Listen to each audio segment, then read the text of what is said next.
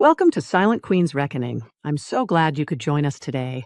Now let's dive right into the story. Chapter 1. The night before her wedding, Olivia Hart heard her fiancé laugh into a microphone and say, "I can't believe I am stuck with her for life." The room behind him exploded with drunken applause. Olivia stood alone in the private screening suite of the hotel she secretly owned, wearing a silk robe, one hand resting on the back of a velvet chair. The live feed from the bachelor party filled the wall in front of her. Gavin Mercer, her future husband in less than 18 hours, leaned back on a leather sofa with a glass of whiskey in his hand and a blonde woman sitting far too close to his knee. He looked happy, not nervous, not guilty. Happy. The woman beside him, Tessa Vale, laughed with her red mouth tilted toward his ear. She was supposed to be one of the wedding planners assigned by the hotel, though Olivia had known for weeks that Tessa had become something else. What Olivia had not known was how careless they would be once they believed she was asleep upstairs. Gavin raised his glass again. "Olivia is sweet, don't get me wrong. She is perfect wife material. Quiet, loyal, useful." Another man shouted, "Useful?" Gavin grinned. "You have no idea. Her family name opens every door. Her little inheritance paid for half the launch. After tomorrow, nobody can separate Mercer Ark from Hart money." Olivia's fingers tightened against the chair until her knuckles paled. Her inheritance. That was what he called a $32 billion private trust, whose board still believed Gavin was a temporary risk under review. Tessa pressed a manicured hand to Gavin's chest. "Be nice. You still have to say vows." Gavin lowered his voice, but the microphone caught every word. "I will say whatever she needs to hear. Then we get the merger signed, the board calms down, and you and I celebrate properly in Capri." The men howled. Olivia did not cry. That surprised her less than it would have a year ago. Grief had visited her in stages before this night. It had arrived when Gavin stopped looking at her during dinner. It had deepened when his phone lit up with Tessa's name at 2 a.m. It had hardened when he told Olivia she was too sensitive after she found a bracelet in his car that was not hers. Tonight did not break her. It clarified the damage. On the screen, Gavin lifted his glass toward the camera. "To marriage. The most expensive prison a man can survive." Olivia reached for the remote and froze the image on his smiling face. Behind her, a quiet knock sounded. Elias Morgan, her chief legal officer, and the only person in the hotel who knew exactly who owned it, opened the door. He looked from Olivia to the frozen screen and understood enough without asking. "How much of that was recorded?" Olivia asked. His expression did not change. "All of it." "Good." Her voice was calm enough to frighten even herself. Elias stepped inside. "Do you want me to shut the party down?" Olivia looked at the screen again. Gavin's smile was wide, careless, almost boyish. Once, that smile had made her feel chosen. Now it looked like evidence. "No," she said. "Let him finish celebrating." Chapter 2. Gavin woke up the next morning to sunlight, a hangover, and the comforting belief that the world still belonged to him. His suite smelled of stale whiskey and expensive cologne. A half-empty bottle stood on the table beside cufflinks engraved with his initials. His tuxedo hung from the wardrobe door, black and immaculate, waiting for a groom who believed the most difficult part of his day would be pretending tenderness in front of cameras.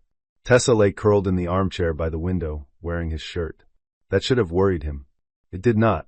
The wedding wing of Ashbourne House Hotel had been locked down for the weekend. Staff were discreet. Olivia was predictable. His friends were loyal because they loved his money, his invitations, and the illusion that standing near him made them important. As for Tessa, she knew the plan. After the wedding, Olivia's trust connections would stabilize the public offering. After the honeymoon, Gavin would begin convincing Olivia that separate lives were normal for people of their status. He had rehearsed it. Freedom inside marriage. That was how he intended to sell betrayal as sophistication. His phone buzzed on the nightstand. His best man, Miles, had sent 12 messages. Gavin rubbed his face and opened the thread. "Bro, are you awake? Call me. Seriously, call me." Did Olivia see anything? Gavin sat up too quickly. Pain cracked behind his eyes. Tessa stirred. "What?" "Miles is spiraling." He called.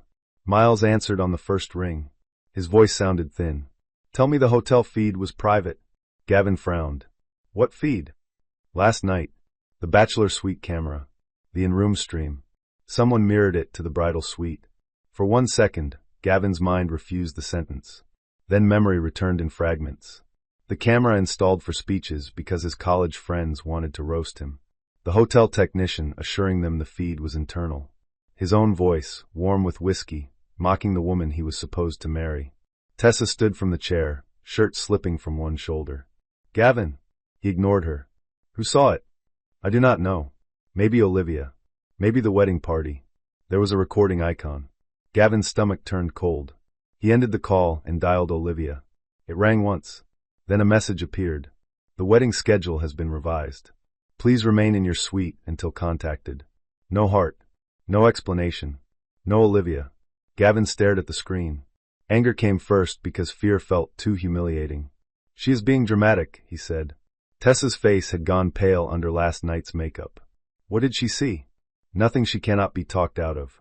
He swung his legs out of bed and reached for his shirt. His hands were not steady, so he buttoned it wrong twice. Downstairs, in the hotel's executive office, Olivia was already dressed in a cream suit instead of a wedding gown. Her hair was pinned low. Her makeup was clean, almost severe. On the desk before her lay 3 folders: personal, legal, corporate. Elias stood beside the window. He is calling again, he said. Olivia silenced the phone. Send the first notice, she said. To Gavin. To everyone. Chapter 3 at 9 a.m. Every guest staying at Ashbourne House received a message on hotel stationery. Due to a private matter, today's ceremony has been postponed. Brunch will be served in the conservatory at 10:30. Travel assistance is available through the concierge. It was elegant, bloodless, and devastating. By 9:07, the bridal party group chat became a courtroom without a judge. Is this real? Did someone die? Where is Olivia? Gavin, what happened? Gavin wrote nothing. He was too busy arguing with hotel security outside his own suite. I am the groom, he snapped. Move. The guard, a broad woman named Helena with a calm face and an earpiece, did not blink. Mr. Mercer, I have instructions to keep this floor clear until Ms. Hart's legal team arrives. Her legal team? Yes, sir. The word sir had never sounded less respectful. Tessa stood behind him in a navy dress she had not zipped properly. Gavin, stop. People are looking. He turned on her. Then go back inside. Her eyes flashed.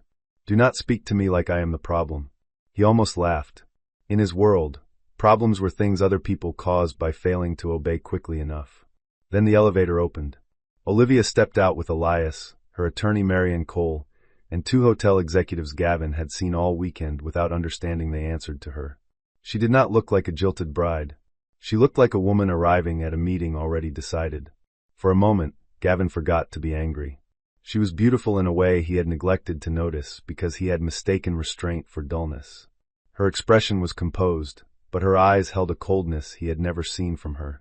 Not hatred. Something worse for him. Assessment. Olivia, he said, softening his voice. Can we talk privately? No. The single word struck harder than shouting. He lowered his tone further. Last night got out of hand. It was a bachelor party. Men say stupid things. Olivia looked past him to Tessa, whose fingers had curled around the doorframe. Women hear them. Tessa looked away. Gavin stepped closer, but Helena shifted between them. His face tightened. Are you seriously letting staff block me from my own fiancé? Olivia's gaze returned to him. This is not your hotel. I booked the entire wedding wing. You booked it under a discounted internal rate authorized by my office. He stared at her. Something in the hallway changed. Tessa's mouth parted. Miles, peering from the far end in a wrinkled shirt, went still. Gavin gave a short laugh. Your office? Elias handed him an envelope. Gavin did not take it. Marianne did. She opened it and held the first page where he could see the letterhead. Ashbourne Hospitality Group. Majority owner, Olivia Hart. Gavin read it once. Then again. His face lost color so quickly it seemed the hallway lights had dimmed. Olivia said, You spent your bachelor party insulting me in my hotel, using my staff, my cameras, my whiskey, and my name. No one moved. Now, she continued, we can discuss your exit. Chapter 4. Gavin recovered badly. Some men became quieter when cornered. Gavin became louder because volume had always worked on assistants, junior partners, waiters, and girlfriends before Olivia. He pointed at the envelope as if paper could be intimidated. This is absurd. You cannot cancel a wedding because of a stupid joke. Olivia tilted her head. Which joke? He blinked. The one about being stuck with me for life. The one about using my inheritance? The one about marrying me to stabilize your company? Or the one about celebrating with Tessa in Capri after the honeymoon? Tessa made a small sound. Gavin's jaw locked. You spied on me. Elias spoke with perfect dryness. You requested the Bachelor suite speech. Feed yourself, Mr. Mercer. You signed the audiovisual authorization at 6:18 p.m. Miles muttered from the hall. He did. Gavin shot him a look so sharp Miles retreated behind a potted palm. Olivia watched the exchange and felt a strange calm settle through her. For months, she had wondered whether confronting Gavin would tear her apart. Instead, the more he spoke, the easier it became to see him clearly. He had not become cruel overnight. He had simply run out of shadows. Marianne offered the envelope again. This includes notice of ceremony cancellation, termination of shared vendor obligations, revocation of Mr. Mercer's access to Ashbourne House private areas, and preservation notices regarding recorded statements relevant to pending corporate matters. Corporate matters? Gavin said. Olivia did not answer immediately. She let him stand in the uncertainty he had created. Then she said, Mercer Arc Series D extension closes Tuesday. His expression flickered. The lead investor is Northbridge Capital, she continued. Northbridge's anchor limited partner is Hartwell Trust. Hartwell Trust is managed by Ashbourne Private Office. Ashbourne Private Office reports to me. The hallway became so quiet that Olivia could hear the elevator cables hum behind the wall. Gavin's voice lowered. You told me your family office was passive. I told you I did not interfere with investments for personal reasons. That was true. Then do not start now. I am not. He stared at her. Your own words created a governance concern, Olivia said. You publicly stated that you intended to marry me to secure access to trust capital. You discussed misleading me about a relationship with a hotel contractor. You referenced a merger that has not been disclosed to all relevant parties. Those are not personal issues, Gavin. They are risk events. Tessa whispered, Oh my God. Gavin turned on Olivia. You're going to ruin me because your feelings are hurt. For the first time that morning, emotion crossed her face. Not tears. Disgust. You humiliated me in front of your friends, planned to exploit my name, and brought your mistress into the hotel where I was sleeping the night before my wedding. My feelings are the smallest part of your problem. Marianne looked at her watch. Ms. Hart has a meeting in 12 minutes. Gavin laughed again, but there was no confidence left in it. A meeting? Olivia, we are supposed to get married at noon. Olivia stepped closer, close enough that only the people nearest them could hear her next words. No, Gavin. At noon, I am going to stand in the ballroom and tell our guests why there will be no wedding. His eyes widened. You would not. She held his gaze. You said I was quiet. You should have asked what I was saving my voice for. Chapter 5 The Conservatory Brunch became the most expensive silence in the city. Guests sat beneath glass ceilings where winter sunlight poured over white flowers, untouched champagne, and silver trays of food too beautiful for anyone to eat comfortably. Women in pastel dresses leaned toward each other with the careful hunger of people pretending not to gossip. Gavin's investors clustered near the windows, checking their phones with increasing alarm. Olivia's mother, Caroline Hart, sat alone at the front table. She had arrived from Geneva at dawn, a woman in her late 50s with a silver bob, calm eyes, and a spine built from old money and older grief. She did not ask Olivia to reconsider. She did not say men made mistakes. She did not mention the embarrassment of canceling a society wedding after guests had flown across oceans. She only took Olivia's hand and said, Tell the truth cleanly. Do not decorate it for people who will not carry the cost. That was why Olivia could walk into the conservatory without trembling. Gavin followed 2 steps behind her, escorted by security, not because he had been invited to speak, but because his attorney had insisted that removing him entirely would create a worse impression. Tessa had not been allowed into the room. She remained upstairs, packing under the supervision of hotel staff. At 10:45, Olivia stood at the small podium where the officiant should have welcomed everyone later that day. The guests quieted. For a heartbeat, she saw what they expected: a tearful bride, a soft explanation, a promise that privacy would be appreciated. They expected pain to make her polite. She adjusted the microphone. Thank you for coming, she said. I am sorry for the disruption to your travel and your plans. The wedding will not take place. A ripple moved through the room. Gavin stared at the floor. Olivia continued. This morning, I ended my engagement to Gavin Mercer after reviewing recorded statements from his bachelor party. Those statements included his admission that he viewed marriage to me as a way to secure financial access for his company, his mockery of our relationship, and references to a romantic relationship with another woman. Someone gasped. Miles dropped his fork. Gavin's father muttered, Jesus. Olivia kept her voice level. I will not play selected clips today. This is not entertainment. The relevant materials have been preserved for legal and corporate review. That sentence did more damage than any public replay could have done. It turned scandal into evidence. Across the room, Gavin's lead investor, Daniel Cross, stood so abruptly his chair scraped the floor. He looked at Gavin, then at Olivia, then at his phone. His face had shifted from wedding guest to man measuring exposure. Olivia saw it. Gavin saw it too. All travel costs for guests will be covered by Ashbourne Hospitality, she said. Any gifts already sent will be returned or donated according to the sender's preference. I ask that you respect the privacy of my family and the staff who worked hard for an event that will no longer happen. She paused. Her hand rested lightly on the podium. One more thing. Please do not mistake this for tragedy. A wedding ending before vows are spoken is not a failed marriage. It is a door closing before a house catches fire. For the first time, people looked at her not with pity, but with recognition. Caroline Hart began clapping. It was one clean sound, then another. No one wanted to be first after her. Then the room followed. Gavin looked up, stunned, as applause rose around the woman he had called useful. Olivia stepped away from the microphone. She did not look back. Chapter 6. Tessa tried to leave through the service corridor with 2 suitcases and Olivia's diamond hairpiece in her purse. That detail became important later. At first, she moved quickly, head down, sunglasses covering half her face though she was indoors. A junior housekeeper recognized the hairpiece case because she had placed it in Olivia's dressing room herself the night before. She alerted security without raising her voice. Helena stopped Tessa near the freight elevator. Ms. Vale, we need to check your bags. Tessa's smile appeared too fast. I am a contractor, not a prisoner. No one said you were. Then move. Helena looked at the camera above the corridor, then back at her. Bag check is required under the event contractor agreement. Tessa's confidence faltered. The old version of her life had trained her to perform superiority around staff. She had forgotten that staff noticed everything. They noticed missing jewelry, altered schedules, who left whose room, which guest snapped at a waiter, and which woman cried silently in a stairwell before fixing her lipstick.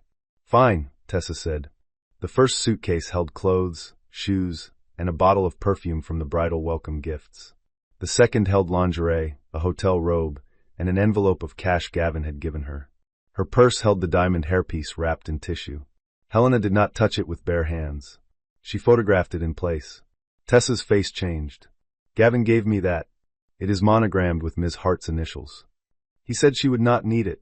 The words hung in the service corridor, ugly and revealing. Elias arrived 5 minutes later. He looked at the hairpiece, then at Tessa. Ms. Vale, he said, you have 2 choices. You can speak with hotel security and counsel now, or you can wait for local police. Tessa's lips trembled. I did not steal it. Gavin said Olivia was done with everything. That was not his property to give. None of this is my fault. Elias's eyes cooled. That may be difficult to support, given the recordings. Tessa swallowed hard. The sunglasses slipped down her nose, revealing last night's mascara smudged beneath one eye. I want a lawyer. Sensible. Upstairs, Olivia was in the bridal suite removing earrings she had chosen 6 months ago. Her wedding gown hung behind her in its garment bag untouched. It looked less like a dream now, and more like a costume for a role she had almost died inside politely. Marianne entered with the update. Tessa attempted to leave with your hairpiece. Olivia paused with one earring in her palm. Of course she did. Do you want to press charges? For a moment, Olivia pictured Tessa laughing beside Gavin, calling her sweet, acting as if stolen intimacy were proof of superiority. Anger moved through her, bright and clean. Then she saw the larger board. Not yet, Olivia said. Preserve the incident. It may be more useful as leverage. Marianne nodded. Against Gavin? Against anyone who thinks this was only a romantic affair. Olivia turned toward the mirror. Without the earrings, without the gown, without the veil, she looked less like a bride. She looked like herself returning.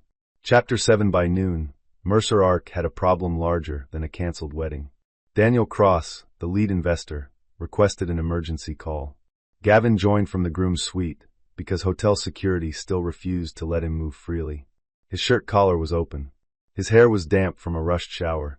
He had applied the face he used for difficult negotiations, focused, slightly wounded, ready to make other people feel unreasonable. It lasted less than 3 minutes. Daniel did not ask whether Gavin was emotionally well. He did not ask about Olivia. Investors could be sentimental at weddings, but never when money started smoking. Did you state on a recorded hotel feed that marriage to Olivia Hart would secure access to Hartwell Trust Capital? Daniel asked. Gavin leaned toward the laptop. It was a joke at a private party. Did you discuss an undisclosed relationship with a hotel contractor? My personal life is not material. It becomes material when you describe it as part of a plan to mislead a connected party whose family office anchors our rays. Gavin's cheek twitched. Olivia is hurt. She is using her influence. Daniel's face was flat. I am asking about your conduct, not her feelings. The words echoed Olivia's earlier sentence so closely that Gavin almost lost control. On the call, Mercer Ark's general counsel, Priya Shah, cleared her throat. She was a precise woman who had disliked Gavin's improvisational ethics for years, but had been paid too well to say so without evidence. We also need to discuss the Capri reference, Priya said. Gavin stared at her square on the screen. What about it? There is a board retreat scheduled in Capri next month. You referenced traveling there with Ms. Vale. We need to determine whether corporate funds, accommodations, or board access were promised to her. This is ridiculous. Priya did not blink. It is discoverable. That word landed like a blade. Discoverable meant emails, receipts, calendar entries, assistant notes, expense reports, messages he had assumed would remain buried under the everyday flood of a fast-growing company. It meant Tessa's suite upgrades, the jewelry coded as vendor appreciation, the private dinners at places where he had signed investor memos between compliments. Do not overreact, Gavin said. Daniel leaned closer to his camera. Gavin, the anchor capital is paused. The board is convening at 3 p.m. You will not contact Olivia Hart, Hartwell Trust, or any Ashbourne entity directly. You cannot tell me not to contact my fiancé. She is not your fiancé. The sentence stunned him more than it should have. Across the suite, Miles looked up from the sofa, where he had been quietly pretending to read his phone. Daniel continued. You will also preserve all records related to Ms. Vale, wedding financing, Hartwell Trust, and any communications referencing Ms. Hart's assets. Gavin's voice dropped. You are treating me like a criminal. Priya replied. We are treating you like a fiduciary risk. When the call ended, Gavin threw the laptop against the wall. Miles flinched. Man. Gavin turned on him. Get out. Miles stood slowly. You said all that stuff, Gavin. On camera. It was a party. It was your wedding eve. For once, Miles did not sound amused. That irritated Gavin more than the investors. You were laughing, Gavin snapped. Miles looked toward the broken laptop. Yeah, and now I am trying to figure out why. He left before Gavin could answer. Chapter 8. Olivia did not watch Gavin's corporate crisis in real time. That was deliberate. She had spent too many years measuring her day by Gavin's moods. If he was anxious, she softened. If he was excited, she applauded.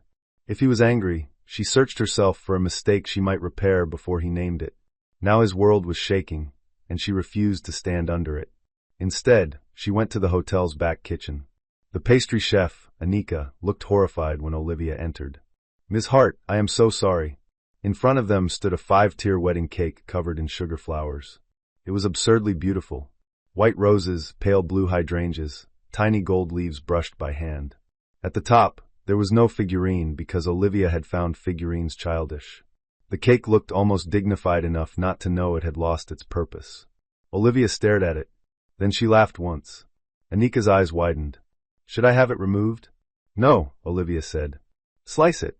For guests? For staff first. Anika blinked. Staff. Everyone who worked all week for a wedding that deserved better than its groom. Within 20 minutes, plates of cake moved through the kitchen, laundry room, loading dock, security office, concierge desk, and housekeeping corridor. Servers who had spent the morning bracing for tantrums ate sugar roses with plastic forks. The mood shifted, not into celebration exactly, but into a strange relieved solidarity. Olivia took one slice and sat at a small metal prep table near the dish station. Caroline found her there. This is where the Billionaire hotel owner hides. Olivia looked up. I am not hiding. No, I am eating the cake before someone turns it into a metaphor. Caroline sat across from her and stole a bite with Olivia's fork. Too late. For the first time all day, Olivia's eyes burned. Caroline set down the fork. There she is. I am fine. No, darling. You are functioning. That is different. The distinction broke something small and necessary. Olivia looked at the cake, at the perfect layers of vanilla and lemon, and finally let her face crumple. She did not sob loudly. She had learned too much control for that. But tears fell, steady and hot, onto a white paper napkin. Caroline reached across the table and took her hand. I loved him, Olivia whispered. I know. I feel stupid. You were deceived. That is not the same as stupid. I saw signs. People in love often see signs and hope they are exits. Olivia closed her eyes. In the ballroom, guests were probably whispering. In the suite, Gavin was probably raging. Online, the first rumors were probably already growing teeth. But in the kitchen, for 5 minutes, Olivia was just a woman who had almost married a man who had practiced exploiting her in front of an audience. Caroline squeezed her hand. You stopped before the vows. Olivia opened her eyes. That was true. The house had not caught fire. She had smelled smoke. Chapter 9. The clip leaked at 2:17 p.m. Not the full recording. Just 12 seconds. Gavin, glass raised, smiling like a man born forgiven. I can't believe I am stuck with her for life. Useful. After tomorrow, nobody can separate Mercer Ark from heart money. The internet did what it always did. It turned a private cruelty into public currency. Within an hour, strangers had opinions about Olivia's face, Gavin's voice, Tessa's dress, heart money, bachelor parties, marriage, and whether men should be judged for jokes told with whiskey in their hands. Olivia's communications director, Naomi, came to the bridal suite with 3 phones and the expression of someone managing a weather system. We have a leak. Olivia was sitting by the window, now in a simple black dress. I know. Do you want to issue a statement? No. Naomi hesitated. No statement at all? Not yet. The silence is becoming a story. Let it. Naomi glanced at Caroline, who gave nothing away. Olivia stood and crossed to the desk, where the personal folder lay open beside the corporate one. She had spent years watching Gavin fill every silence with charm or pressure. He believed the first person to speak shaped reality. He did not understand that silence could also be architecture. If we speak now, Olivia said, the story becomes my hurt. If the company speaks first, it becomes his conduct. Naomi's eyes sharpened. Mercer Ark board meeting? 3 o'clock. You knew. I knew what his words required other people to do. At 3:42 p.m., Mercer Ark issued its statement. The board had placed Gavin Mercer on administrative leave, pending an independent review into governance, disclosure, and use of company resources. Priya Shah would serve as interim chief executive. The company would cooperate with investors and preserve all relevant materials. The market did not love it. Neither did Gavin. At 3:47, he broke the no-contact instruction and texted Olivia. You are enjoying this. She read it once. Then she forwarded it to Marianne. At 3:49, he texted again. You think money makes you untouchable. At 3:51, you were nothing before me. Olivia almost smiled at that one. Gavin had a talent for choosing sentences that disproved themselves while trying to wound. At 3:55, Marianne sent his attorney a violation notice. At 4:10, Gavin's attorney replied with a promise that Mr. Mercer would cease direct communication immediately. At 4:12, Gavin called from an unknown number. Olivia did not answer. That evening, she finally released her statement. It was 3 sentences. The wedding has been cancelled. I am grateful to everyone who treated this day with kindness and discretion. I will not marry a man who sees love as leverage. The last sentence became the headline. Chapter 10. Gavin went to Tessa because Pride needed an audience, and most of his had vanished. She was not in the hotel.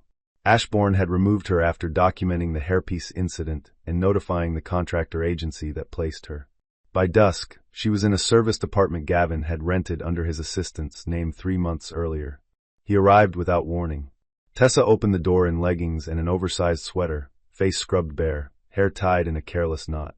Without makeup, she looked younger and more frightened. That irritated him. He wanted glamour, loyalty, proof that he had chosen freedom and not a mirror. You need to come with me, he said. She stared. Where? Somewhere cameras cannot follow. Gavin, my agency terminated me. Temporarily. They said I violated conduct policy, client boundaries, and theft prevention. I told you the hairpiece was yours. Tessa's expression changed. You told me Olivia would not care. Same thing. No, it is not. He stepped inside without being invited. Do not start. She closed the door and folded her arms. Start what? Telling the truth. The truth is Olivia is punishing us because she was embarrassed. Tessa laughed, a brittle sound. Us? She owns the hotel, Gavin. She controls the trust tied to your company. She has lawyers moving like trained knives. I am unemployed, and you are suspended. There is no us. There is you making promises you could not keep. His eyes hardened. I can fix this. How? Olivia still loves me. The sentence hung between them, obscene in its confidence. Tessa looked at him, as if seeing a new kind of stupidity. You mocked her on camera. She is emotional. Once she calms down, she will remember what we were. What were you? He opened his mouth. For once, no polished answer arrived. Tessa saw it. Her face twisted with something like grief and disgust. You told me she was cold, she said. You said she cared more about family money than you. You said she would never fight because she did not know how. Gavin rubbed his forehead. I was angry. No, you were wrong. He stared at her. She stepped back. I gave my statement to her attorneys. The apartment seemed to tilt. You what? I told them about Capri. The expense codes. The apartment. The jewelry. The things you said. His voice went soft. Tessa. That softness scared her more than his shouting. I am not going down for you, she said. He moved toward her. You think Olivia will protect you? No. I think you will sacrifice me. The words landed because both of them knew they were true. Gavin looked at the woman he had called escape and saw a witness. Tessa saw him see it. She opened the door. Leave. For a moment, he did not move. Then his phone buzzed. Another message from his attorney. Another emergency. Another wall closing in. He left without kissing her goodbye. Chapter 11. Olivia spent the night in the hotel, but not in the bridal suite. She moved to the owner's apartment on the top floor, a quiet space with pale wood floors, old paintings, and windows overlooking the river. Gavin had never been there. She had told herself privacy was healthy. Now she understood that some part of her had always wanted a room his moods could not enter. At midnight, she stood barefoot in the kitchen, drinking water while the city blinked below. Her phone vibrated with messages. Friends apologized. Acquaintances hunted details. Some relatives sent useless comfort about better days ahead. Her cousin Henry wrote, I always thought Gavin looked like a man who would clap when a waiter dropped a tray. That one made her laugh despite herself. Then a message arrived from Gavin's mother, Beatrice Mercer. Olivia, this has gone far enough. Gavin made an immature mistake, but destroying a man's career over wedding nerves is cruel. You were raised better than this. Call me. Olivia read it twice. Beatrice had spent the engagement praising Olivia's elegance while quietly evaluating the Hart family's usefulness. She had insisted on certain guest list additions, certain photographers, certain seating arrangements. She had once told Olivia over tea that powerful wives must learn not to embarrass ambitious husbands in public. Olivia now wondered how many women Beatrice had trained into silence for the comfort of Mercer men. She did not call. She forwarded the message to Marianne and slept for 4 hours. In the morning, Beatrice arrived at Ashbourne House without an appointment. She wore winter white, pearls, and fury. The lobby staff offered her coffee with the serene cruelty of perfect hospitality. She refused it and demanded Olivia. Olivia received her in a small library off the lobby. The room smelled of leather and cedar. A fire burned low behind a brass screen. Beatrice did not sit. You have made your point. Olivia sat anyway. Have I? Gavin is humiliated. The company is unstable. Our family is being dragged through gossip pages. Your son created the material. He was drunk. He was specific. Beatrice's mouth tightened. Men say foolish things before marriage. Do they also route mistress expenses through company accounts before marriage? Color rose in Beatrice's cheeks. That is a separate matter. No, it is the same matter wearing a different suit. Beatrice leaned forward, hands on the chair opposite Olivia. You think this power makes you strong. It makes you vindictive. Olivia looked at the older woman's pearls. They were perfect, luminous, and probably heavy. No, she said. Power gives consequence somewhere to land. You loved him. Yes. Then show mercy. For a second, sadness passed through Olivia. Beatrice knew how to aim. She knew the soft places because she had spent her life defending men who made soft places dangerous. Mercy is not a return policy, Olivia said. I do not have to take Gavin back to prove I once loved him. Beatrice straightened. You will regret making an enemy of this family. Olivia stood then. The room changed with the movement. Mrs. Mercer, your family is currently represented by a suspended executive, a board under review, and a son who put his affair on camera. I am not the enemy you should be worried about. Beatrice stared at her. Olivia walked to the door and opened it. The concierge can assist with your car. Chapter 12 The formal investigation began on Monday.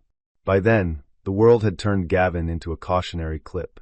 His sentence played over reaction videos, business podcasts, morning shows, and anonymous accounts that treated other people's pain like sport. Olivia did not watch most of it. She had no desire to hear strangers perform outrage for attention. She cared about documents. Documents did not shout. They did not flirt. They did not ask for sympathy. They simply waited to be read. Priya Shah delivered the first internal packet to Ashbourne's council at 8 a.m. It contained expense reports, travel records, vendor payments, and communications involving Tessa. The pattern was not enormous in dollar amount compared to Mercer Ark's valuation, but it was damning in intent. Hotel rooms, jewelry, flights, a consulting contract for Tessa's agency inflated beyond market rate, an apartment deposit reimbursed under client hospitality. Gavin had not stolen enough to destroy the company. He had lied enough to prove he would. Olivia reviewed the packet in her office with Elias and Marianne. The office had no family photos, a choice Gavin had once mocked as cold. Now she found the blank walls useful. They gave nothing back but focus. Elias turned a page. There is more. He placed a printed email in front of her. From Gavin to Mercer Ark's chief strategy officer, sent 2 weeks before the wedding. Once Olivia is legally tied in, Hartwell will be politically trapped. Push Northbridge to close fast. We need the appearance of family alignment before the audit committee gets nervous. Olivia read it without breathing. Legally tied in. Not married. Not partnered. Tied in. The words did not make her cry. They made the room sharpen. Marianne said, "This is enough to support investor withdrawal without penalty." Elias added, "And enough for the board to consider termination for cause." Olivia folded the email along its existing crease. Does Priya know? She flagged it herself. Good. Protect her. Elias looked up. You want Ashbourne to support her interim leadership? If her governance record holds, yes. Marianne studied Olivia's face. That will save parts of Mercer Ark. The employees did not humiliate me. Some of them covered for him. Then separate them from the ones who did not. Elias nodded slowly. That is a harder path than burning it down. Olivia looked at the email again. I do not want Ash. I want clean ownership, protected employees, and Gavin removed from anything he can use as a weapon. Marianne closed her folder. That can be done. Olivia believed her. For the first time since the bachelor party, she felt something that was not grief, anger, or strategy. Relief. Not because justice was guaranteed. It never was. But because she had stopped asking betrayal to explain itself before acting. Chapter 13 Gavin's apartment had never felt small until people stopped answering his calls. It occupied the top floors of a glass tower downtown, with a private elevator, a wine wall, and furniture chosen by a designer who had convinced him restraint looked expensive. For 2 years, it had been a stage on which he performed success. Now it felt like a sealed box high above a city that had grown bored of admiring him. His attorney, Marcus Venn, sat across from him at the dining table, sorting through documents with visible strain. You need to stop contacting Olivia. I have. Marcus looked over his glasses. You called her from your assistant's phone last night. Gavin waved a hand. She did not answer. That is not the point. Then what is the point, Marcus? My fiancé canceled our wedding, froze my financing, turned my board against me, and now everyone is acting like I committed murder because I said something stupid at a party. Marcus did not soften. The point is that every time you describe documented misconduct as hurt feelings, you make yourself look worse. Gavin stood and paced toward the window. Far below, traffic moved in steady lines. She is not this person. Who? Olivia. She is gentle. She avoids conflict. She hates scenes. Maybe she hated them when you controlled the room. Gavin turned. Marcus held his gaze, then looked back at the papers. I am your lawyer, not your friend. That means I have to tell you the version of the truth that might still be useful. You underestimated her. Everyone underestimated her. No. You had the most information and made the worst assessment. The sentence scraped. Gavin poured a drink, though it was barely noon. Marcus watched but did not comment. Lawyers knew when a client was building evidence against himself. Can we challenge the recording? Gavin asked. No. Consent. You signed the audio-visual authorization. I was drunk. At 6:18 p.m.? Gavin said nothing. Marcus continued. Can we argue context? Yes. Will it help? Not much. The corporate emails are worse. Gavin's hand tightened around the glass. Priya leaked those. Priya preserved them. Different verb. She owes me everything. She owes the company fiduciary duty. Gavin laughed bitterly. Everyone suddenly has principles. Marcus closed the folder. No, Gavin. Everyone suddenly has evidence. That night, alone after Marcus left, Gavin watched the 12-second clip again and again. At first, he watched Olivia's humiliation, as if he could locate the exact moment that ruined him. Then, after the fifth replay, he noticed something else. His own face. The ease. The pleasure. The complete absence of fear that she might hear. He threw the phone onto the sofa, but the image stayed. For the first time, a thought entered him without permission. Maybe the clip looked monstrous because he had been. He drank until the thought blurred. Chapter 14. Olivia returned to her house 3 days after the cancelled wedding. Not Gavin's apartment, though half her clothes were still there. Not the penthouse they had planned to buy together after the honeymoon. Her house, a brick place on a quiet street with ivy along the garden wall, and a blue front door she had painted herself one summer before Gavin existed in her life. The house did not know she had almost married badly. It smelled of old books, lavender detergent, and rain. The kitchen faucet still squeaked. A stack of unread novels leaned against the living room chair. In the bedroom, the drawer where she had kept bridal things sat half open, filled with vow drafts, ribbon samples, and a folded handkerchief embroidered with her initials. She touched the handkerchief, then left it where it was. That evening, her younger brother Theo arrived with takeout, a toolbox, and the expression of a man ready to fix anything that could be reached with a wrench. I brought Thai food and emotional support in the form of shelf installation, he announced. Olivia opened the door wider. I did not ask for shelves. No, but you did ask for people not to hover. This is my compromise. Theo was 30, restless, loyal, and allergic to conversations that began with "How are you feeling?" He loved through tasks. Olivia let him. They ate noodles on the floor because the dining table was covered in old wedding paperwork. Theo did not mention Gavin until Olivia did. Did you watch the clip? Theo set down his carton. Yes. And I had a rich fantasy life involving a folding chair, but I remembered prison would upset Mother. Olivia laughed, then covered her face. Theo's voice softened. Liv. I know. Do you? She lowered her hands. I know I am lucky I found out before the wedding. I know the company issues matter. I know people have survived worse. That was not my question. She looked at him. Do you know you are allowed to be devastated even if you are also powerful? The words went through her defenses with embarrassing ease. Power had become a room she could enter when pain threatened to swallow her. In that room, there were documents, decisions, signatures, consequences. It was a good room. Necessary. But it could not be the only one she lived in. Olivia leaned back against the sofa. I do not know what to do with the wedding dress. Theo nodded with grave seriousness. Not a shelf problem, but I am listening. I do not want to see it. Then we move it. Where? Somewhere it can stop staring at you. They drove back to the hotel storage vault after midnight, because Olivia did not want staff involved. Theo carried the gown in both arms like a sleeping body. He placed it in a preservation box, sealed it, and wrote on the label, "Not today." Olivia looked at the words and felt something inside her unclench. Not destroyed. Not forgotten. Just not today. Chapter 15. Tessa's statement reached Olivia's legal team 2 days later. It was longer than expected and uglier than necessary. Not because Tessa embellished, but because Gavin had said so much in private that the truth did not need decoration. He had told Tessa that Olivia was financially elegant, but emotionally plain. He had joked that marrying Olivia was the cleanest acquisition Mercer Ark would ever make. He had promised Tessa a villa trip after the honeymoon, telling her that Olivia preferred separate bedrooms when traveling because she was too proper to ask questions. He had said more than once that the Hart family would never let a marriage fail quickly because old money hated public mess. Olivia stopped reading at that line. There it was. The architecture of his confidence. He had not believed Olivia would forgive him because she loved him. He had believed her class, her family, her manners, and her fear of spectacle would hold her still. He thought breeding was a cage.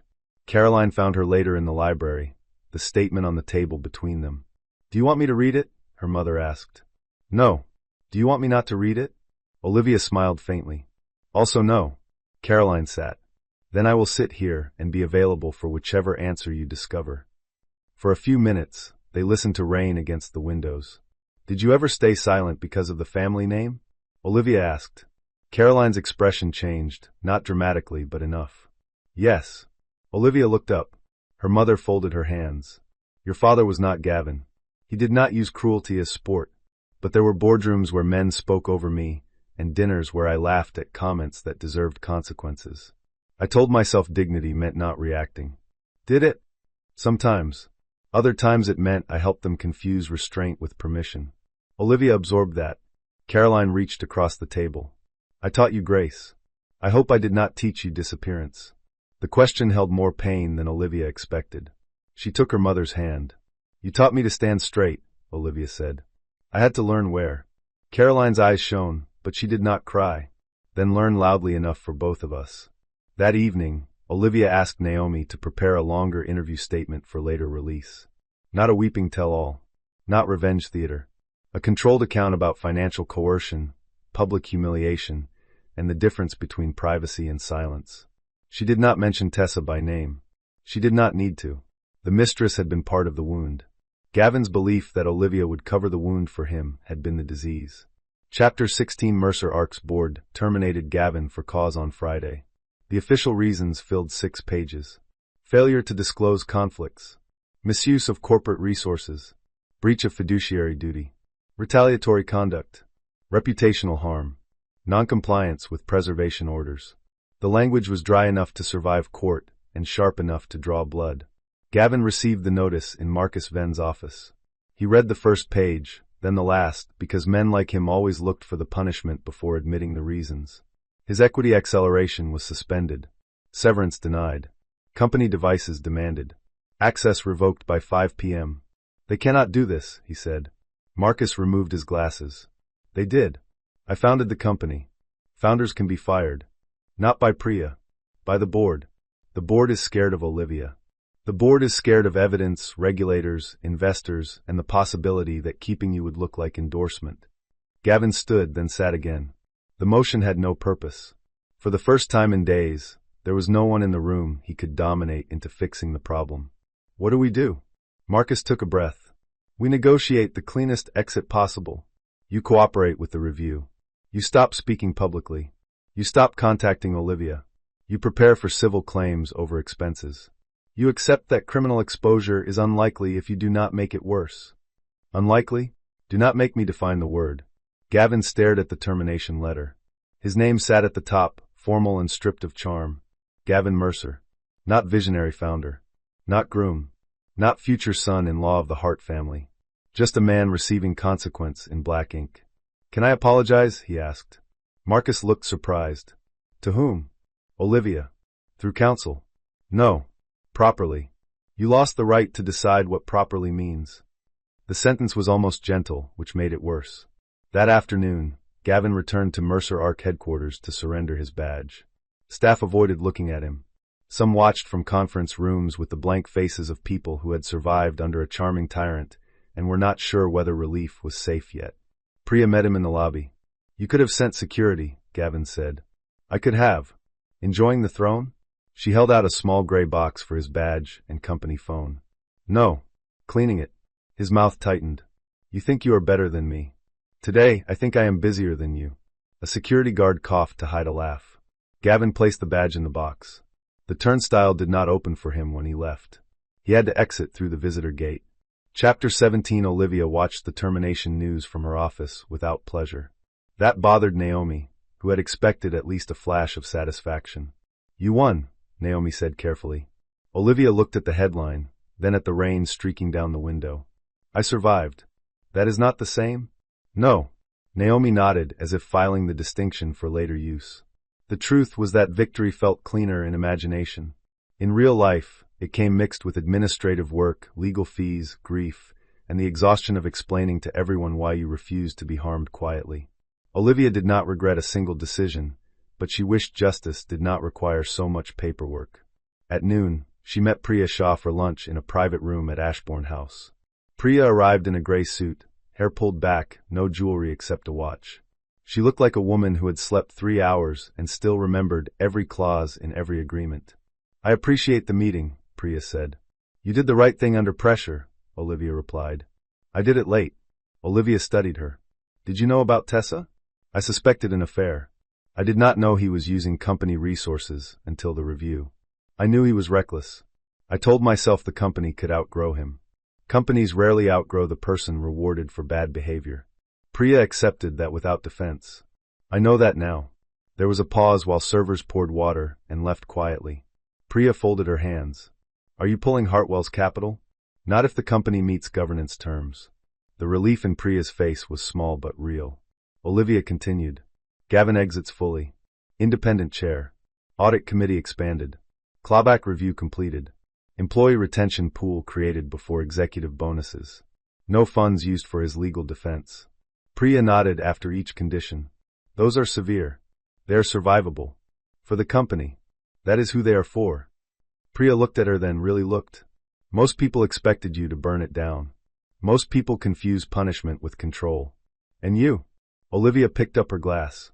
"I want the fire contained." By the end of lunch, they had a framework. Mercer Arc would survive, but not as Gavin's kingdom. Employees would keep jobs.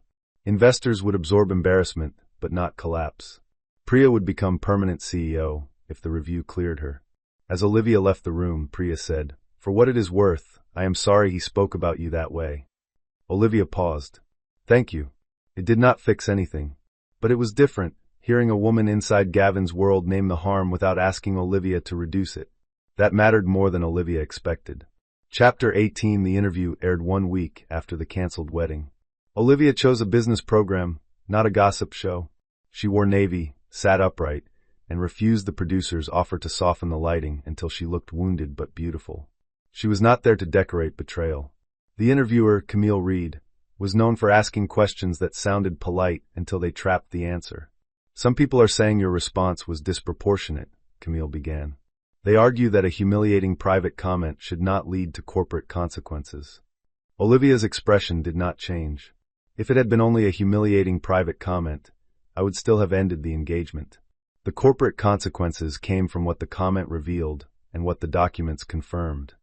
Which was that Gavin Mercer viewed marriage as a financial strategy and misused company resources while courting investment tied to my family office."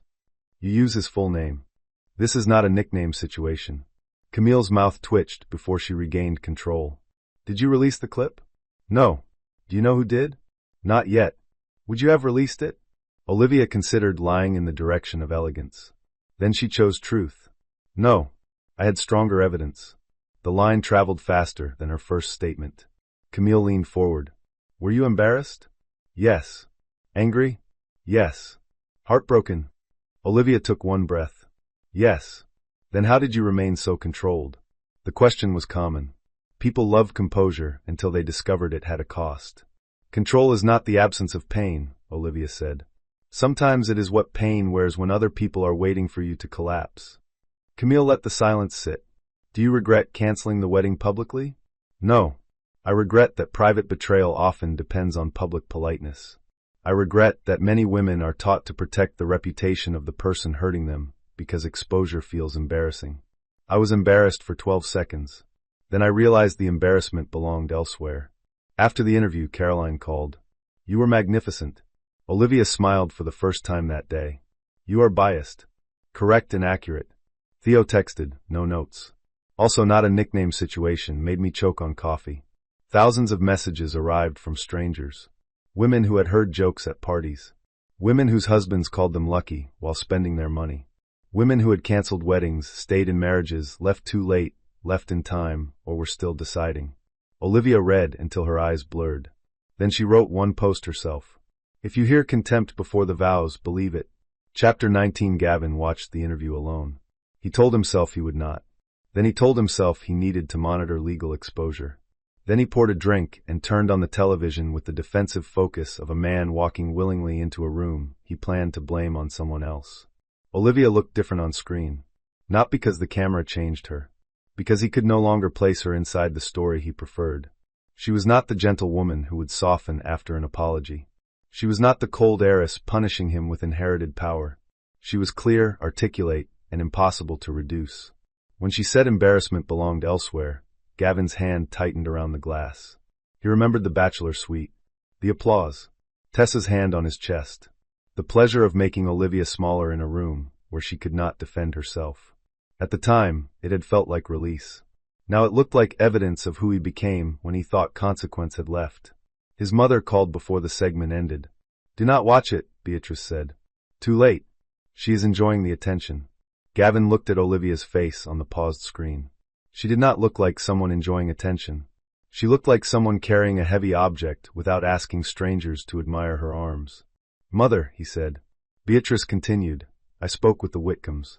They think this can still be softened socially if you show remorse, but do not accept the corporate accusations." "Mother." She stopped. "What? Did Dad ever speak about you that way?" Silence opened between them. "That is an inappropriate question." "Did he?" Beatrice's voice cooled. "Your father understood discretion." That was not an answer. It was worse. Gavin leaned back and closed his eyes. His father had been dead 6 years, canonized by foundations, club portraits, and Beatrice's disciplined memory. Gavin suddenly wondered how many cruel sentences had been buried under that word. Discretion. "I have to go," he said. "Gavin, listen to me. You must not let her define you." He looked again at the screen, at Olivia's calm, tired eyes. "I think I did that myself." He ended the call. It was not redemption. One honest sentence did not rebuild a man. But it was the first time Gavin had said something true when no one was there to reward him for it. Chapter 20. The cancelled wedding left behind objects. Objects were harder than headlines. The engraved invitations stacked in Olivia's study. The guest book with blank pages. The silk shoes she had broken in by walking around her bedroom while on calls with investors. The vows she had written by hand and hidden in a book of poems because Gavin liked grand gestures, but not emotional drafts. For 2 weeks, Olivia moved around them like furniture in a dark room. Then one Saturday morning, she invited 3 people over: Caroline, Theo, and Naomi. She ordered coffee, pastries, and large archival boxes. Naomi arrived with labels and the focused energy of a woman who could turn grief into a spreadsheet without making it feel heartless. "We are sorting," Olivia said. Theo rubbed his hands together. "Finally. A legal destruction party? No shredding unless approved. You take the joy out of everything." Caroline examined the invitations. "These are beautiful." "I know. That makes it worse." "Yes." They created categories. Return. Donate. Preserve. Evidence. Trash. The process was practical until Olivia found the vows. She unfolded the paper and saw her own handwriting. "Gavin, I have never needed you to be perfect. I only ask that you be honest enough to let me love the real man."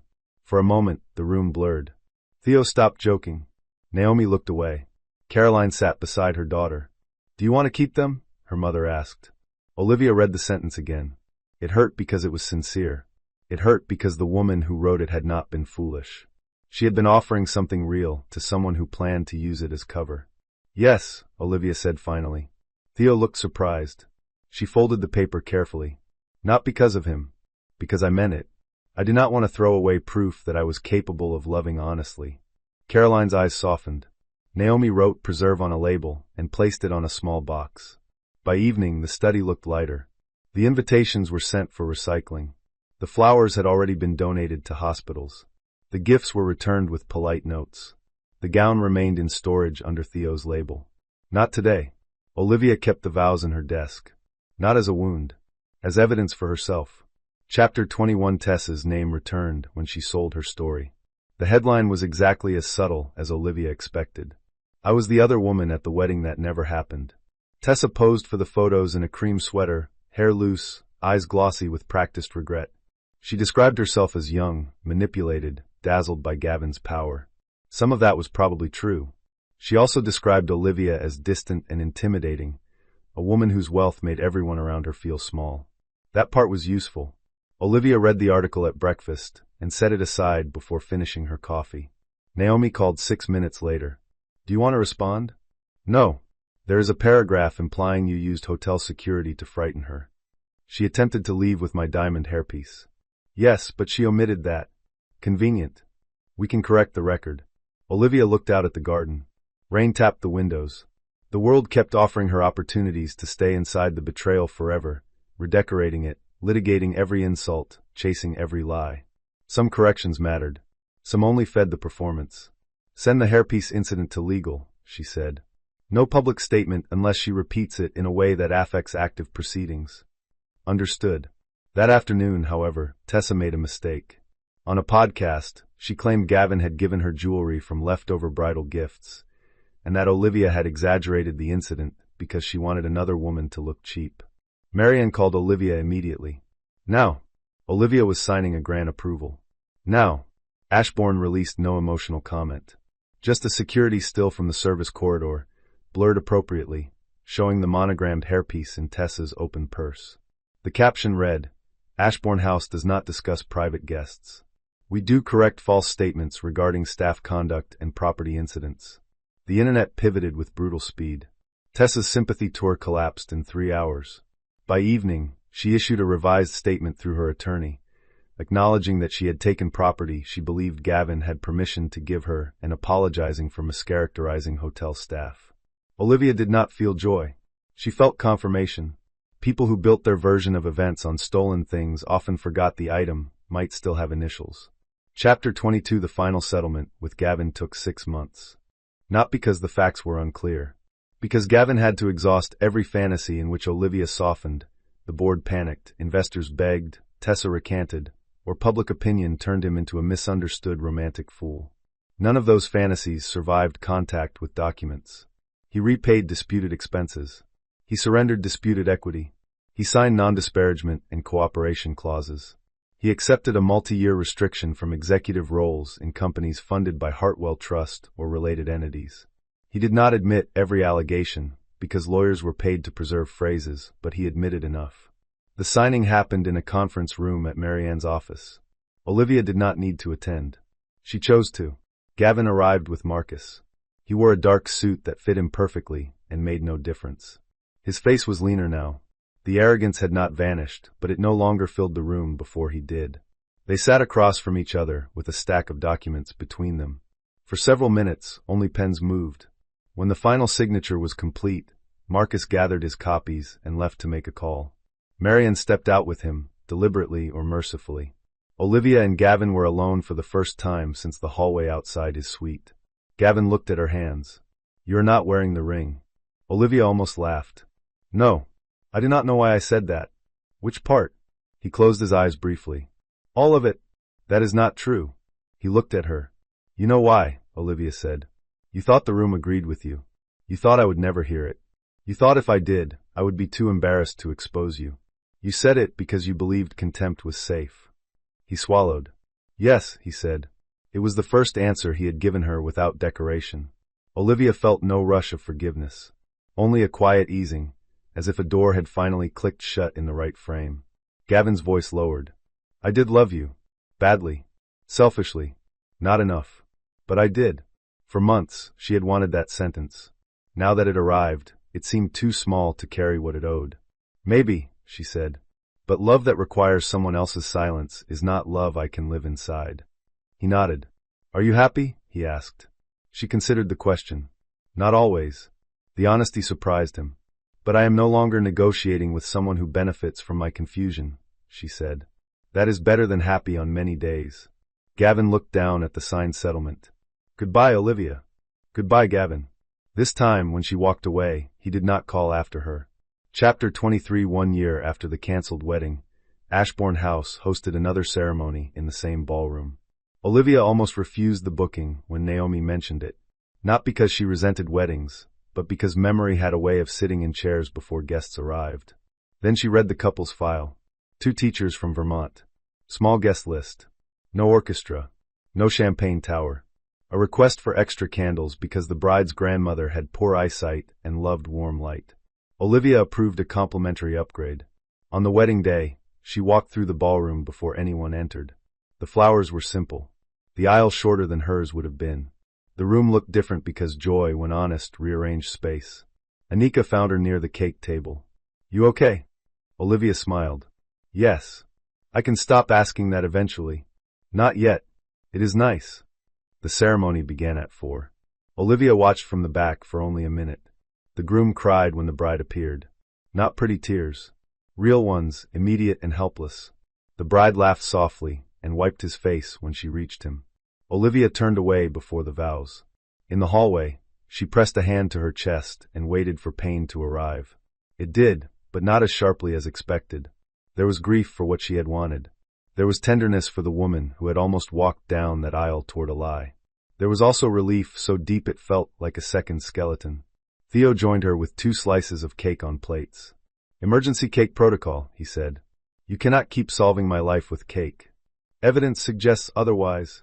They sat on a bench near the service corridor, eating quietly while music floated from the ballroom.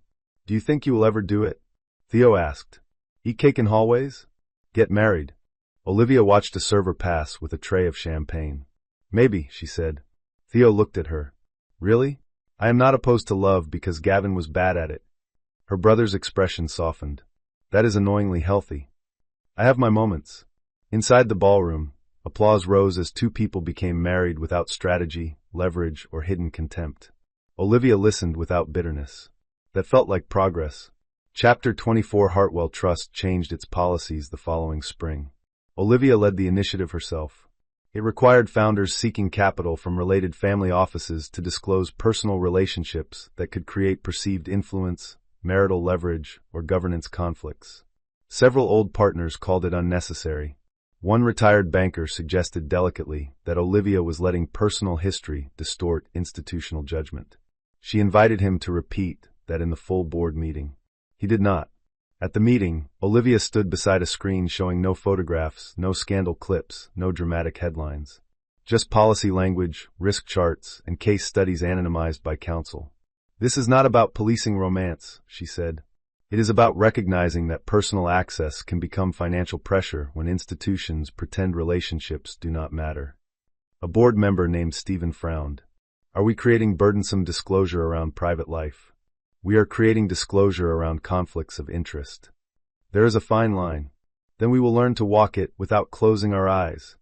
Caroline sat at the far end of the table, watching her daughter with quiet pride. The policy passed. Afterward, Stephen approached Olivia near the coffee service. You were persuasive, he said. I was prepared. I hope you did not take my questions personally. Olivia looked at him. I took them seriously. There is a difference. He nodded, chastened but not humiliated. That mattered to Olivia. She did not want rooms where people feared questions. She wanted rooms where no one could hide behind politeness while building a trap. That evening, Caroline came to Olivia's house for dinner. They cooked badly together, oversalted the pasta, and ate it anyway. Your grandmother would have enjoyed today's meeting, Caroline said. Because of the policy? Because Stephen looked like a man swallowing a lemon. Olivia laughed. Caroline twirled pasta around her fork. She used to say wealth is not protection unless it protects someone besides the person holding it. Olivia grew quiet. I wish I had known her longer. She knew enough of you.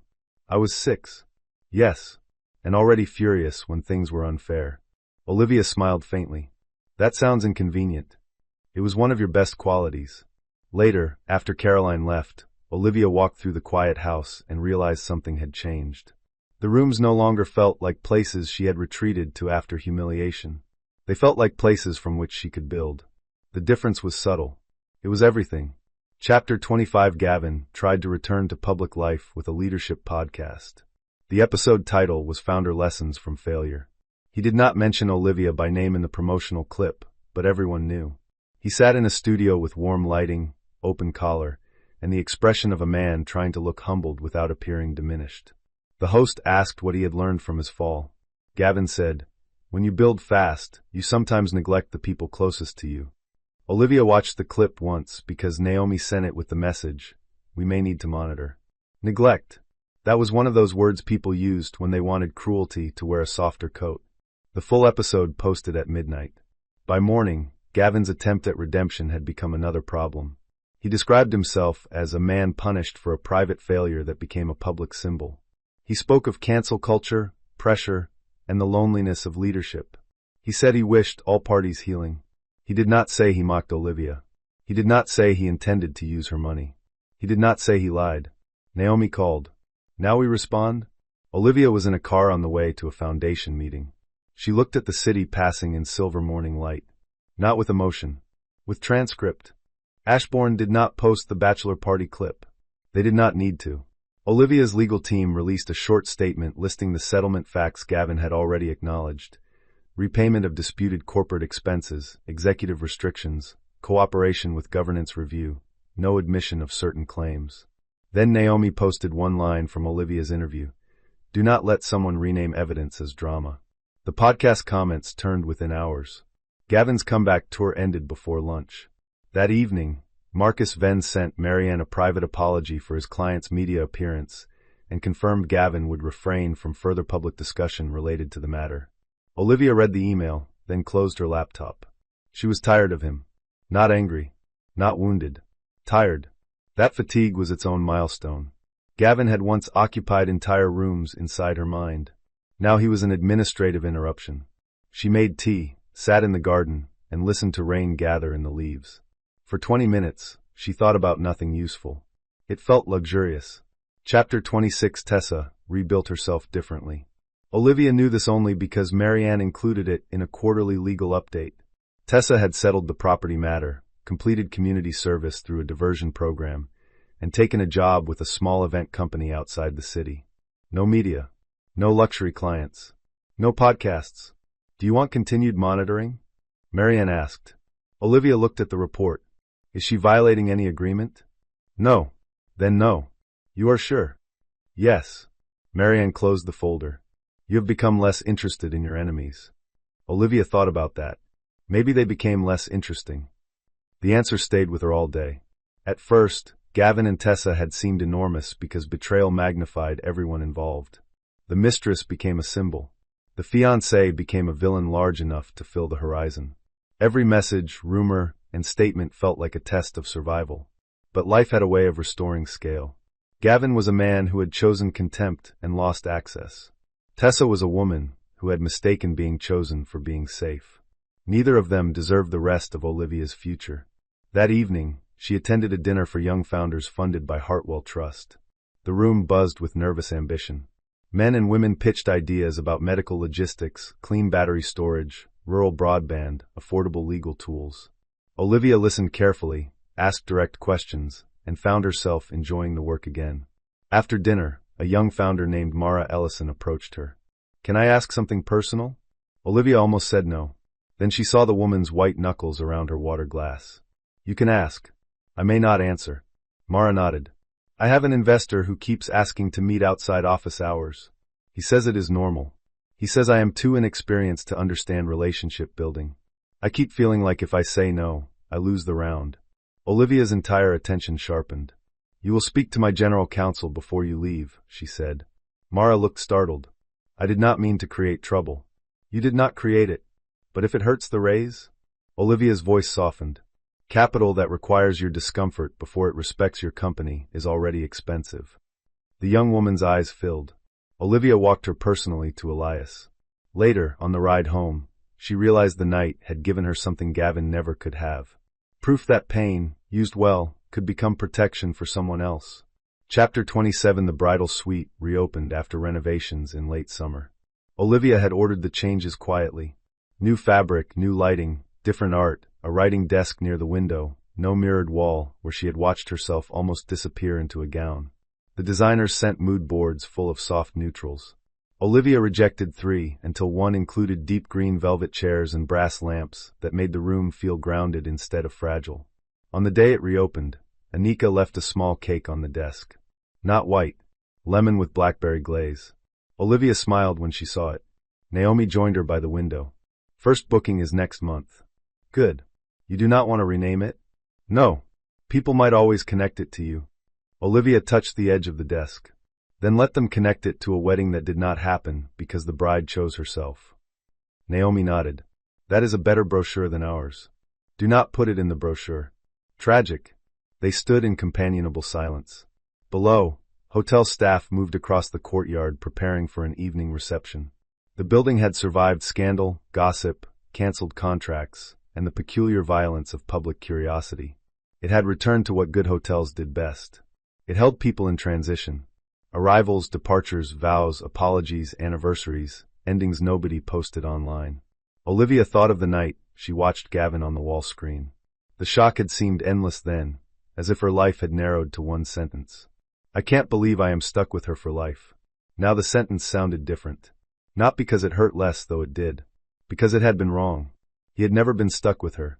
He had been offered her. And he had not known the difference. Chapter 28. 2 years later, Olivia received a letter with no return address. It arrived at her office on thick cream paper, the kind Gavin used to buy because he believed texture made words more important. Elias screened it first, then brought it in unsealed. From him, he said. Olivia knew before she touched it. She considered asking Elias to throw it away. Instead, she opened it because curiosity was not the same as weakness. The letter was handwritten. Olivia, I am not writing to ask for anything. My lawyer would prefer I never write at all, which may be the best evidence that this is overdue. I have spent 2 years trying to say the story differently. I was drunk. I was pressured. I was scared of marriage. I was made into a symbol. Every version spared me from the simplest fact, which is that I humiliated you because I thought your love had made me safe from consequence. That is not an apology yet. It is just the truth I avoided. I am sorry for what I said, what I planned, what I used, and what I assumed you would endure. I am sorry I mistook your grace for permission and your privacy for weakness. You owe me nothing. I know that now. Gavin Olivia read it twice. The words were better than any he had spoken in the conference room. They were also late enough to belong more to him than to her. Some apologies arrived after they could repair the bridge, and still mattered because they marked the place where the bridge had been. Elias watched her carefully.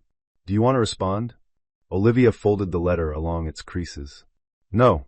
Do you want it filed? She thought about the vows in her desk, the preserved gown, the policy reforms, the founders she had protected, the ballroom full of honest weddings, the woman she had become because she refused to stay embarrassed. Yes, she said. Personal archive. Elias took it gently. You are all right? Olivia looked out at the city. Yes. This time, functioning and fine were not the same sentence fighting inside her. They were closer now. Chapter 29. Olivia met Adrian Shaw at a charity auction she nearly skipped. He was not introduced as a romantic prospect. That helped. He was a pediatric surgeon raising money for a mobile clinic network, a man with tired eyes, a calm voice, and no visible interest in impressing the room beyond securing funding for his patients. Their first conversation was about logistics. Your budget assumes fuel prices stay flat, Olivia said, reading his proposal at a cocktail table, while donors around them pretended not to listen. Adrian smiled. That is the polite way of saying my budget is optimistic. It is the funder way.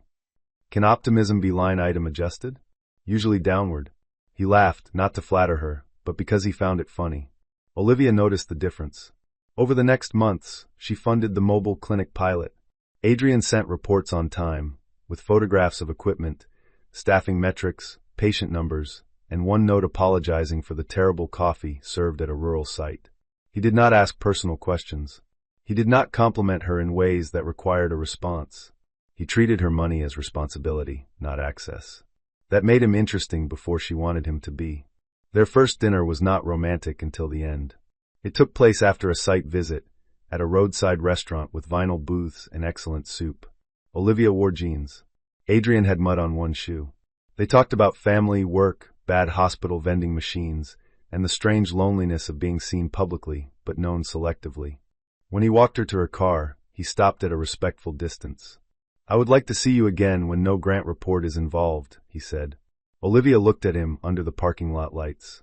A part of her waited for fear to rise. It did, but gently. Not a warning. A memory. I would like that, she said. He smiled. Good. Then he did something so simple it almost undid her. He did not lean in. He waited. Olivia stepped forward when she was ready. Their first kiss was soft, unhurried, and free of strategy. On the drive home, she cried for 3 minutes, then laughed at herself, then called Caroline. Is this happy crying? Her mother asked. I think so. How inconvenient. Deeply. Caroline's voice warmed. Good. Chapter 30. Loving again did not make Olivia naive. It made her attentive. She watched how Adrian handled inconvenience. How he spoke to nurses when tired. how he reacted when plans changed, how he behaved when she said no. The first time she canceled dinner for a board emergency, he sent soup and one message, no guilt. Eat when you can. She stared at the words for longer than necessary. No guilt. Such a small phrase. Such a different world. When Gavin had been inconvenienced, he made his disappointment fill the room until Olivia rearranged herself around it. Adrian had disappointment too. He simply did not weaponize it. After 8 months, Olivia told him the parts of the bachelor party story the public did not know. The vow drafts. The hairpiece. The moment in the kitchen with the wedding cake. The way Gavin's sentence had lodged in her body before it became a headline. Adrian listened without interrupting. When she finished, he did not say Gavin was an idiot, though he probably was. He did not say he would never hurt her, a promise too broad to be useful. He took her hand and said, "Thank you for trusting me with the full version." Olivia felt tears rise. "That is all. Do you need more?" "I expected a speech. I can make one if you want. It will be sincere and poorly structured." She laughed through the tears. Adrian squeezed her hand. "I cannot undo what happened. I can only make sure I never ask you to become smaller, so I can feel larger." That sentence stayed. Not because it was perfect, because he lived it afterward. Chapter 31. Gavin heard about Adrian through the press. By then, he had moved to Boston and taken a non-executive role at a logistics company run by a woman who did not tolerate charisma in place of results. He had stopped appearing on podcasts. He had also stopped drinking at lunch, a fact he did not announce because part of becoming less ridiculous was learning not every improvement deserved applause. The article showed Olivia and Adrian leaving a medical fundraiser. Adrian held the car door, but Olivia was laughing at something he said, one hand lifted mid-gesture. She looked unguarded. Gavin sat with the article open for a long time. Jealousy came first, then shame, then a quieter recognition that hurt more than both. He had never made her laugh like that in public without checking who was watching. His mother called later, indignant. "Have you seen?" "Yes. A surgeon. Predictable. Saintly enough to make everyone forget." Gavin looked at the article again. "Mother, stop." Beatrice went silent. "Do not speak about her like that. After what she did to you. After what I did." The line hung there, years late but finally placed. Beatrice exhaled sharply. "You sound like your therapist." "Good. She is expensive." He ended the call gently, which was new. For the rest of the afternoon, Gavin worked. Actual work. Boring spreadsheets, vendor delays, warehouse routing. No headlines, no applause, no elegant woman beside him making him look stable. At 6, he closed the article. He did not send Olivia a message. That, for him, was progress. Chapter 32. Adrian proposed 3 years after the wedding that never happened. He did not do it at a gala, a vineyard, or the Ashbourne ballroom. He did it in Olivia's kitchen on a rainy Sunday, while she was trying to fix the squeaky faucet Theo had failed to repair 4 separate times. "This is not the romantic atmosphere I planned," Adrian said from the doorway. Olivia looked up from under the sink, hair loose, one cheek smudged with dust. There was a planned atmosphere? Candles. Music. Something involving a clean shirt. Ambitious. He crouched beside her, holding a small box. The sight of it should have frozen her. It did not. Her heart raced, but not with dread. With recognition of risk freely chosen. "Olivia," Adrian said, "I love the life we have built slowly. I love your mind, your inconvenient standards, your terrifying legal team, and the way you taste soup as if it has fiduciary duties. I do not want to own your future. I would like to be invited into it." She laughed and cried at the same time. "That is the most legally careful proposal in history." "I know my audience." He opened the box. The ring was not enormous. It was an old sapphire set between 2 small diamonds, warm and deep, chosen for her and not for cameras. "Will you marry me?" he asked. Olivia looked at him, then at the kitchen around them. No audience. No strategy. No investor waiting behind the vows. Just rain, a broken faucet, and a man asking without assuming. "Yes," she said. Adrian's breath left him as if he had been braver than he looked. She kissed him with wet hands and got dust on his sleeve. He did not care. They told Caroline first. She cried so openly that Theo accused her of ruining the family's reputation for elegant restraint. When Naomi heard, she asked one question. "Do you want Ashbourne House?" Olivia looked at Adrian. He squeezed her hand. "Only if the room feels like yours." She thought of the ballroom, the cancelled ceremony, the honest teachers, the renovated suite, the staff eating cake. Yes, she said. I do. Chapter 33. The second wedding at Ashbourne House was small. No investors. No society spectacle. No bachelor party with cameras and whiskey courage. Adrian spent the night before the wedding having dinner with his brother, Theo, and 3 old friends who made him wear a paper crown from a restaurant dessert and sent Olivia a group photo captioned, "He remains humble under pressure." Olivia laughed until she had to sit down. On the morning of the wedding, she dressed in the renovated bridal suite. Her gown was simple, cream silk with long sleeves, no veil. The sapphire ring rested on the desk beside her vows. Caroline fastened her earrings. "How do you feel?" Olivia looked at herself in the mirror. Not like a girl saved from humiliation. Not like a woman proving she could still be chosen. Like someone walking toward a promise with both eyes open. "Present," she said. Caroline kissed her temple. "That is better than calm." Before the ceremony, Olivia asked for 5 minutes alone in the ballroom. The staff cleared the room. Sunlight moved over the chairs. White flowers stood at the aisle ends, restrained and fragrant. At the front, Adrian waited behind closed doors, unaware she was standing where she had once planned to explain the end of another life. Olivia walked halfway down the aisle and stopped. Memory rose, but not as an attack. She saw Gavin's frozen smile on the screen. The conservatory silence. The applause after she said the house had not caught fire. The kitchen cake. The policy meetings. The letters from women. Adrian waiting in a parking lot for her to step forward. All of it had brought her here. Not because pain was destiny. Because she had refused to let pain be the author. Naomi appeared at the side door. "Ready?" Olivia looked at the open aisle. Yes. This time, when music began, no part of her disappeared. Chapter 34. Adrian cried when he saw her. Theo whispered loudly, "Strong start." The guests laughed softly, and the sound loosened the room. Olivia walked toward Adrian with Caroline beside her. There was no performance in it, no grand reveal arranged for social pages. Just people who knew enough of the story to understand that joy, when it returns, deserves witnesses. At the front, Caroline placed Olivia's hand in Adrian's. "No refunds," Theo whispered from the first row. Caroline hissed, "Theodore." Olivia nearly broke before the vows. Adrian went first. His voice shook once, then steadied. "I promise not to confuse closeness with control. I promise to tell the truth before silence becomes easier. I promise to make room for your strength, without treating it as distance. I promise to remember that being invited into your life is a privilege, not an acquisition." That last word made a few guests laugh through tears. Olivia took out her vows. For a second, she thought of the old draft in her desk. The one she had kept because sincerity did not become worthless just because Gavin had wasted it. "I once thought love meant trusting someone enough to be unguarded," she said. "Now I know love also means choosing someone who does not punish you for having guards. Adrian, you never asked me to be smaller, simpler, quieter, or less prepared. You did not rescue me. You met me after I rescued myself, and you treated that as something beautiful instead of inconvenient." Adrian's eyes filled again. "I promise to love you honestly," Olivia continued. "Not perfectly. Not silently. Honestly." The ceremony lasted 20 minutes.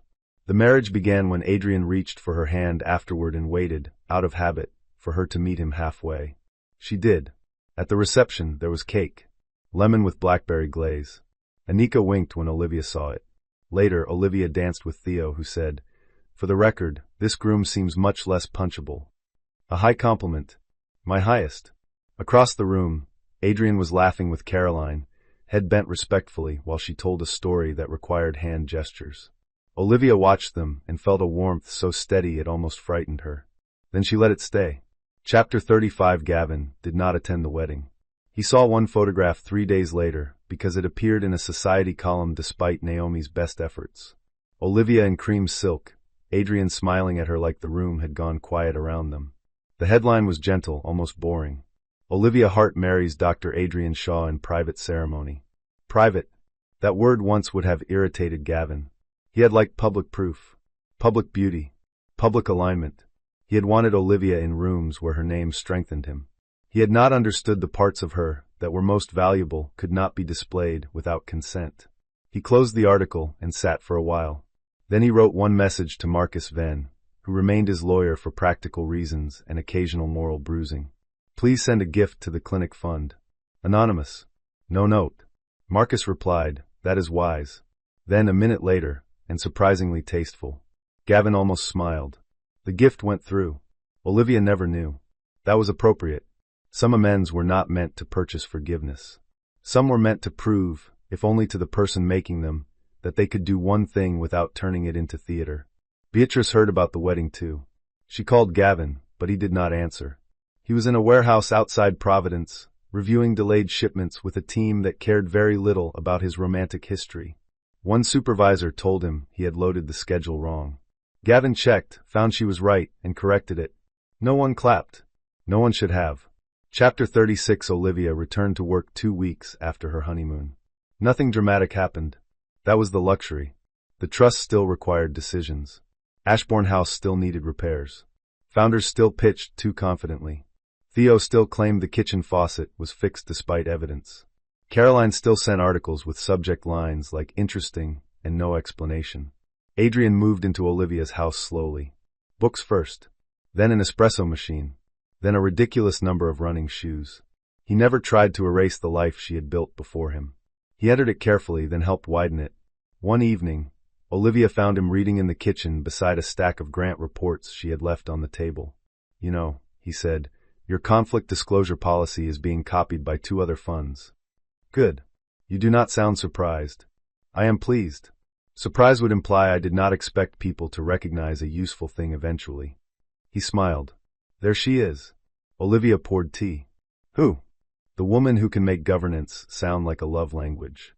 "It is, if people are mature." He laughed. Outside, rain tapped the windows. Inside, the house was warm, cluttered, and honest. Olivia thought of the night Gavin called marriage an expensive prison. She thought of the version of herself who heard it and did not collapse. She wanted to reach back through time and take that woman's hand. Not to tell her everything would stop hurting. That would have been a lie. To tell her pain would not be the only thing that survived. Chapter 37. Years later, Olivia spoke at a women's leadership forum she had initially declined. She disliked events that turned suffering into inspiration too neatly. But the organizers asked her to discuss financial autonomy, reputation, and private coercion, not heartbreak. That distinction mattered. She stood on stage in a dark green suit, no dramatic lighting, no wedding clip behind her. The audience was full of founders, lawyers, students, executives, assistants, mothers, daughters, and women who had learned to read rooms before entering them. "People often ask how I found the courage to cancel the wedding," Olivia said. "That is the wrong question. Courage sounds sudden. In reality, I had built pieces of that decision long before I needed it. Separate accounts, clear governance, trusted counsel, friends who told me the truth, a mother who reminded me that dignity does not require self-abandonment." The room was silent in the best way. If someone humiliates you, the world may ask whether you are overreacting. Ask a better question. What are they hoping your silence will protect? Pens moved. Phones lifted. Faces changed. Olivia continued. "I am not here to tell you every betrayal hides $1 billion trust. Most do not. Power is not always wealth. Sometimes power is a copy of a document, a friend waiting outside, a ride home, a lawyer's number, a locked door, a sentence practiced until your voice does not shake. Build power before you need it." Afterward, a young woman approached during the reception. She wore an inexpensive black dress and held a notebook against her chest. "I canceled my wedding last month," she said. Olivia's attention softened. "How are you?" "Embarrassed." "That passes." "Does it?" "Yes. Especially when you return it to the person who earned it." The young woman gave a watery laugh. "I keep thinking I failed." Olivia shook her head. "A canceled wedding can be a rescue arriving before the disaster." The woman wrote that down with trembling hands. On the ride home, Olivia looked out at the city lights and felt the old sentence drift up again. "I can't believe I am stuck with her for life." It no longer sounded like a wound. It sounded like a man misunderstanding the scale of the woman he was about to lose. Chapter 38. On the anniversary of the cancelled wedding, Olivia did not hold a party. She did not post a reflection. She did not visit the ballroom or reread the statements. She woke beside Adrian, made coffee, answered emails, and forgot the date until Caroline sent a single message at noon. "Proud of the door you closed." Olivia stared at it, then smiled. That evening, she opened the personal archive box. Not because she was trapped by the past, but because some memories deserved to be inspected after they stopped burning. Inside were the old vows, Gavin's letter, the program proof, the preservation receipt for the gown, and Theo's label from the storage box. Not today. She took out the vows and read them again. Gavin, I have never needed you to be perfect. I only ask that you be honest enough to let me love the real man. She folded the paper and placed it back. Adrian appeared in the doorway. Archive night. A brief visit. Need company? She considered the question. Years ago, she might have said no to prove strength. Now she understood that strength did not always require solitude. Yes, she said. He sat beside her on the floor. He did not touch the papers until she handed them to him. He did not make jokes. He did not try to turn the moment into reassurance. He simply stayed. After a while, Olivia closed the box. I used to think healing meant the past stopped mattering. Adrian leaned against the cabinet. And now I think it means the past can matter without being in charge. He nodded. That sounds right. She carried the box back to the shelf herself. Then she took Adrian's hand, turned off the study light, and walked into the rest of her life. Chapter 39. On the last page of Hartwell Trust's annual letter, Olivia added a note that her communications team tried to make more formal. She changed it back. It read, "There are moments when contempt reveals itself before commitment becomes permanent. Believe those moments. Do not polish them into jokes. Do not bury them beneath manners. If someone shows you they intend to use your love as leverage, step back before the vow, before the contract, before the fire spreads. A door closed in time is not failure. It is shelter." She signed it simply. Olivia Hartshaw. The note was quoted in business journals, advice columns, and private messages between women who sent it to friends with no context except "This made me think of you." Olivia did not read every response. She did not need to. At Ashbourne House, weddings continued. Some grand, some quiet, some messy, some radiant. In the renovated bridal suite, brides sat at the writing desk and fixed earrings, argued with mothers, breathed through nerves, laughed with sisters, and wrote vows to people who hopefully understood the privilege of hearing them. The hotel staff still remembered the day they ate Olivia's wedding cake in the kitchen. They did not mention it often. They did not have to. It lived in the building like a story with the right ending. One winter afternoon, Olivia walked through the conservatory while staff prepared for another ceremony. Sunlight poured through the glass. White flowers waited in buckets. A young groom stood near the doors, pale with nerves and holding a folded note. "Cold feet?" Olivia asked gently. He startled, then shook his head. "No, just overwhelmed. I keep thinking I get to do this. I get to marry her." Olivia smiled. "Hold on to that phrasing," she said. He looked confused but nodded. She continued down the hall, past rooms that had seen humiliation, recovery, policy, laughter, cake, and vows that meant what they said. Once, a man had stood in her hotel and called marriage to her a prison.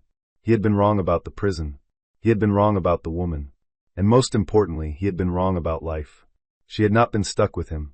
She had been freed from him just in time. Subscribe for more stories about betrayal, hidden power, and the quiet moment a woman chooses herself before the whole room understands why.